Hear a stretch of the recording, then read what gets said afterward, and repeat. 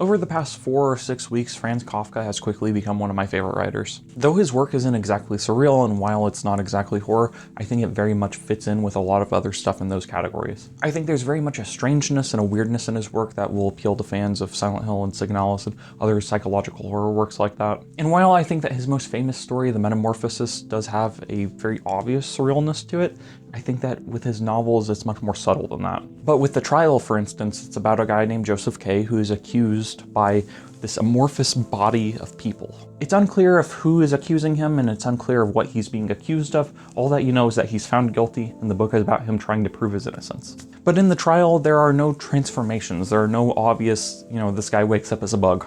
In the last novel that Kafka worked on, The Castle, is much more in line with The Trial than it is with The Metamorphosis. It has a much more subtle strangeness. I think that a lot of people struggle with surrealism, and I think that a lot of people struggle with Kafka's work just because of the fact that it is not so obviously surreal as something like Silent Hill. Unlike The Metamorphosis, The Castle is not exactly surreal in that same way. But just because there are no bug transformations, that doesn't mean it's a normal novel. There's a lot of strangeness to it, and there's a lot of weirdness, and there's a lot of confusion. And so I think that if you go into this book, if you go into The Castle expecting any other work of fiction, then I think that you will be confused, and I think that you'll just find it really off-putting and strange. I don't think that you'll get anything from it unless you are prepared and unless you know what you're going to get. And what you are going to get is a book that is weird and doesn't have any explanations, and it's unfinished. This was the last of 3 novels that Kafka wrote during his lifetime, and none of the novels were finished before he died at the age of 40 due to tuberculosis. This was a book that he gave up writing 2 years before he died. There are letters wherein he tells a friend that he has abandoned the castle. In essence, even if he lived a lot longer than he actually did, it doesn't seem like he was ever going to finish this novel, and very much intentionally so. And after completing the book, I even wondered if it was fitting that he didn't finish the novel. I wondered if it was even possible in the first place to give this novel a satisfactory conclusion.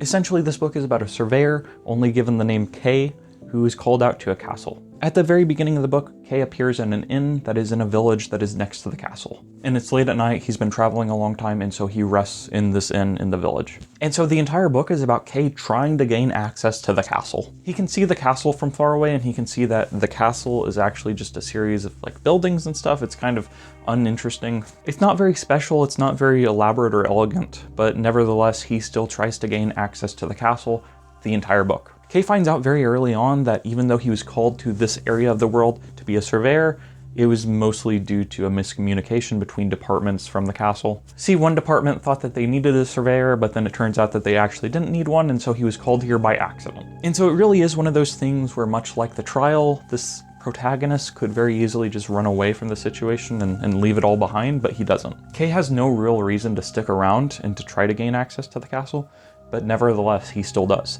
And as he tries to gain access to the castle, he meets all these different people. He's assigned a pair of assistants who are from the castle. He becomes engaged to a girl who was previously the mistress to Clam, who is a castle official. He meets secretaries and he meets messengers for people who work at the castle. And he meets people who you would think would be high up, such as the mayor. But everyone who he runs into, who he believes should be associated with the castle, actually has only the most weak of ties to the castle. And what exactly happens in the castle is just so vague. It's a lot like The Trial in that sense. Because in The Trial, you do have this accusatory body that accuses Joseph K. of a crime, and it's unclear of what exactly the crime is, and it's unclear even who exactly is accusing him and who these people are. And in the castle, it's very much the same thing, where it's unclear what exactly happens in the castle, it's unclear who all these people are who work at the castle, it's unclear what these people at the castle do even. And the more you learn about the castle, the more confusing and strange it becomes. Towards the beginning of the book, Kay tries to walk to the castle, but of course the castle is out of reach and he can't make it. And no matter what he does, no matter who he talks to, no matter who he befriends or who he makes enemies with,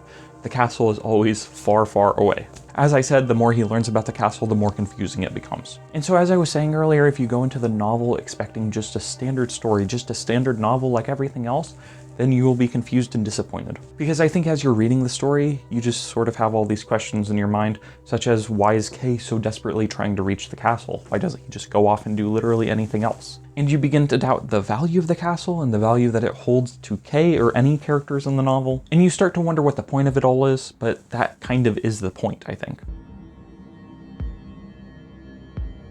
The point of the castle is that Kay is desperately trying to reach something that is unattainable. In my eyes, that is the reason why this novel was written, is it's to convey that idea. It's to convey the idea that you can so desperately try to reach something, but you ultimately may not be able to.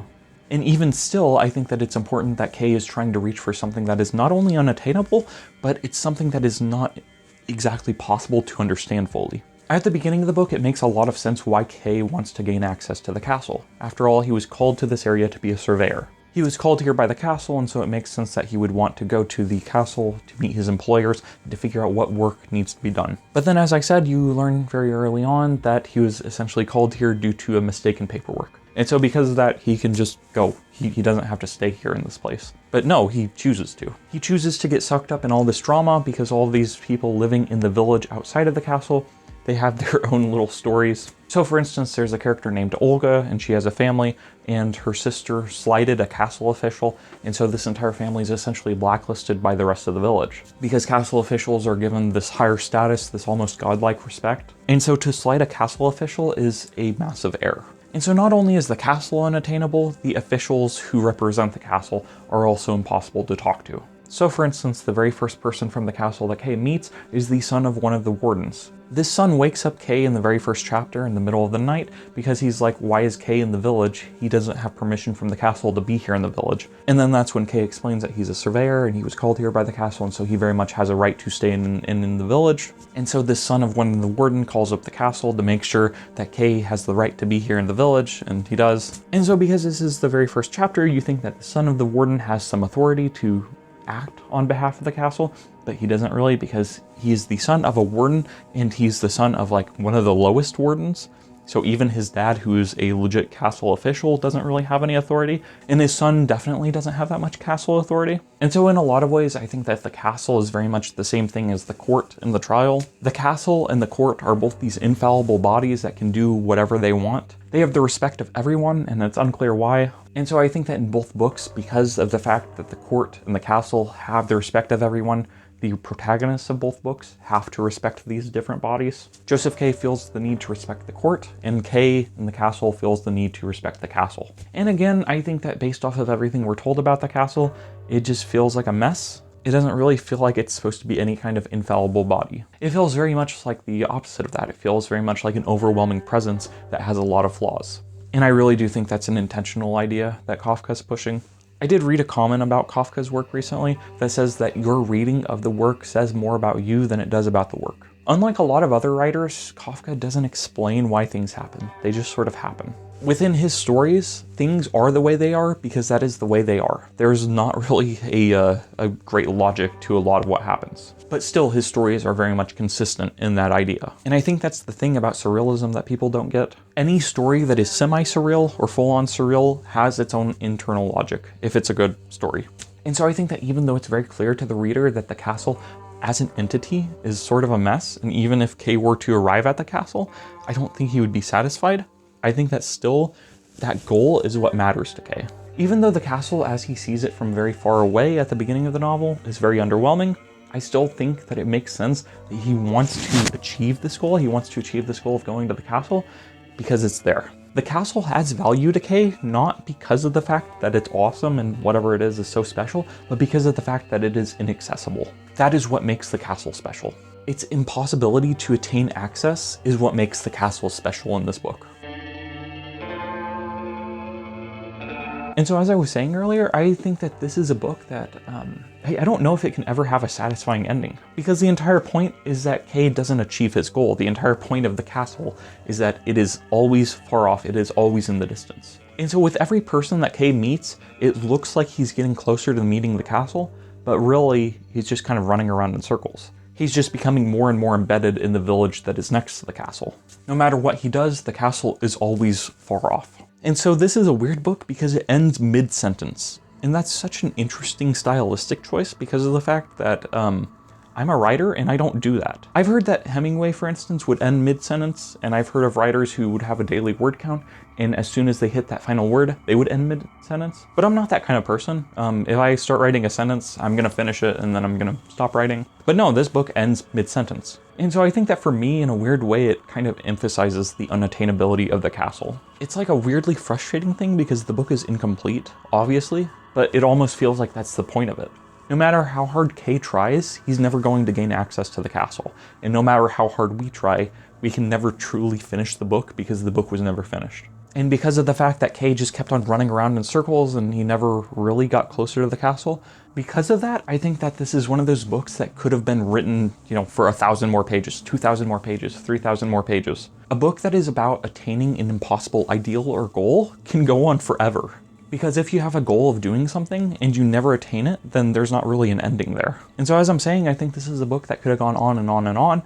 And so in that sense, I think it makes sense why Kafka didn't complete it. Because honestly, with the way that the castle was written, the only logical conclusion to the story is that Kay gets access to the castle at some point, but that would actually ruin the story in some ways if Kay gained access to the castle, because then he would have attained the unattainable. And let's say that Kay gained access to the castle and he found it underwhelming.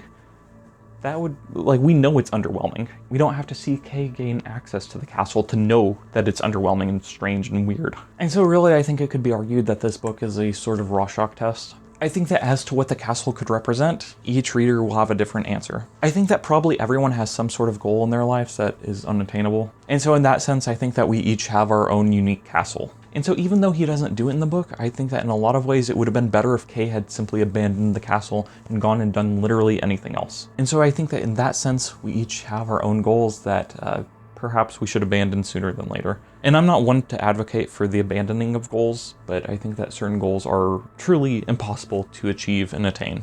But also I think that, sometimes goals are attainable, even if they just seem big. I think that there are a lot of things that are not impossible to attain as we may think they are. And so I guess with that in mind, who knows how the book would have ended? It's entirely possible that in a more optimistic, positive ending to the book, Kay would have reached the castle and been completely satisfied and fulfilled. But really, as it stands, this book to me is a book about the struggle of attaining something that is impossible to attain. So as I said, I have been getting into Kafka recently and I really love his work. It fits in with a lot of other stuff that I love and have talked about on this channel. I think it fits very much in with SIGNALIS. Personally, I prefer the trial to the castle, but I do think the castle is awesome. And again, as I was saying, I don't think this book is horror and I don't think the trial is a horror work. But still, I think that if you are a fan of horror, then I think you could probably get into these things. David Lynch has listed The Metamorphosis as one of his favorite novels ever, and I think technically it's a novella, but we'll let it slide. So if you're a fan of his work, then you can definitely get into Kafka. So that's what I have to say about the castle for now. Thank you for watching. If you read this book, let me know what you think about it. So thanks for watching. Goodbye.